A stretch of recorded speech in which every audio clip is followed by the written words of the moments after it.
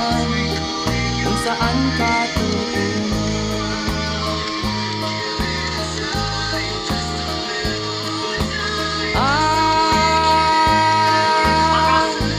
Kung nakamit mo na ang pangarap, di pa rin masiyahan, ang nais mo'y madagdagan, limot mo na ang iyong pinagmulan.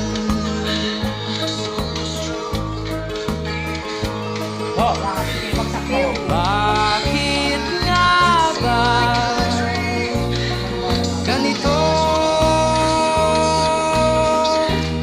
Ang tao'y walang kasiyahan.